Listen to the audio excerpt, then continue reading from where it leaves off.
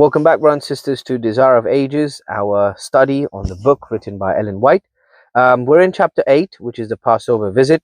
On our last chapter, we looked at Jesus as a child, how he was, how his character developed, how he helped his mother and father, helped the community, helped the people in his workplace as he grew up, and how he was in constant connection with the Father in heaven, praising and singing songs with him. His demeanor was always meek and lowly, cheerful and intact, and whenever people looked upon him, they felt the light from heaven shining upon them. So we continue our study. Chapter 8, this chapter is based on Luke chapter 2, verses 41 to 51. Now, among the Jews, the 12th year was the dividing line between childhood and youth. On completing this year, a Hebrew boy was called a son of the law and also a son of God. He was given special opportunities for religious instructions, and he was expected to participate in the sacred feasts and observances. It was in accordance with this custom that Jesus, in his boyhood, made the Passover visit to Jerusalem. Like all devout Israelites, Joseph and Mary went up every year to attend the Passover. And when Jesus had reached the required age, they took him.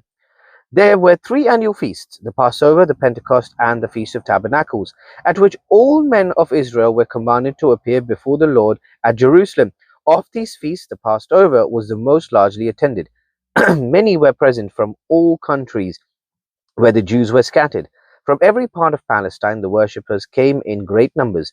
The journey from Galilee occupied several days, and travelers united in large companies for companionship and protection. The women and aged men rode upon oxen and asses over the steep and rocky roads. The younger men and youth journeyed on foot. The time of the Passover corresponded to the close of March or the beginning of April, and the whole land was bright with flowers and glad with the song of birds. All along the way were spots of memorable in history of Israel. The fathers and mothers recounted to their children the wonders that God had wrought for his people in the ages past. They beguiled their journey with song and music, and even at the last, even at sorry, and when at the last towers of Jerusalem came into view, every voice joined in triumphant strain. Our feet shall stand within thy gates, O Jerusalem.